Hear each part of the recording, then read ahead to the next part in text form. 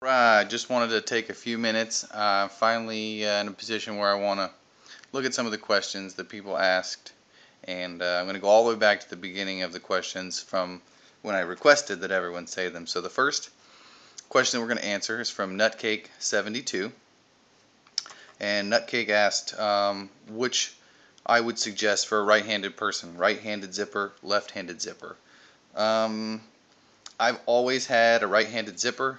I'm used to it. All the bags I've gotten are right-handed.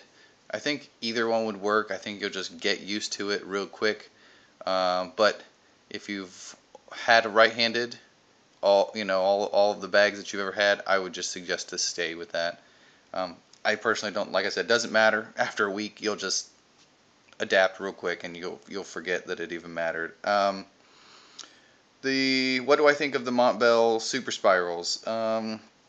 I like them. I have the Super Stretch, but it wasn't a spiral down. And then, of course, they made the new one, which integrated the Super Stretch and the spiral down. So that's the Super Spirals, I believe.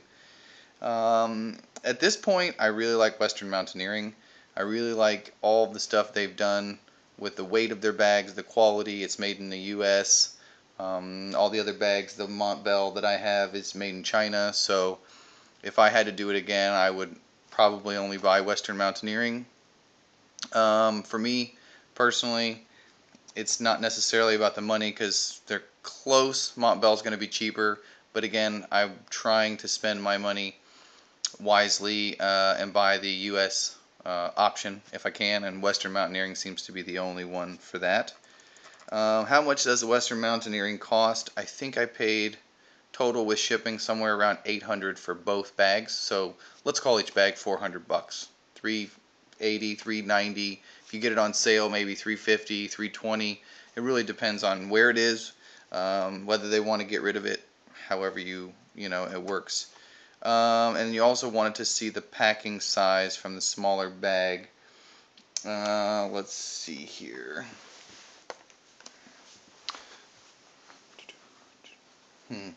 Well, I think this is the stuff sack for that one.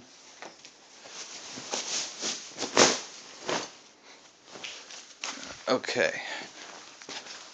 So, for the Montbell, and you can compare it to my little 10-inch netbook.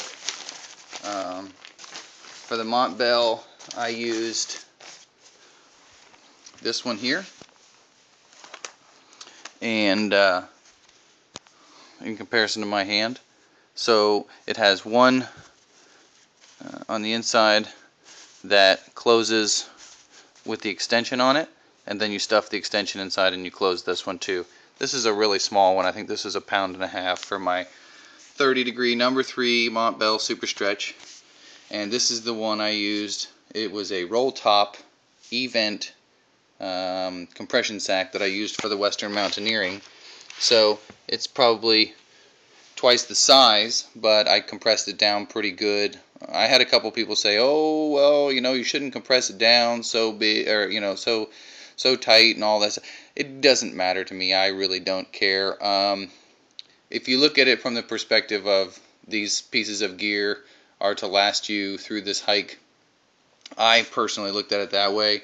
Although I knew they would last longer, I really don't feel like compressing it down and taking it out every night is such a bad deal.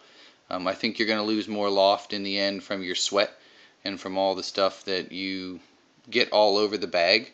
However, didn't take this one because I used this one, and then I'll go more into detail about how I kept my bags dry, but for the most part in the winter, this was the one I used on the Western Mountaineering bag. So Nutcake, I hope that answers your question, and I'll move on to the next one now.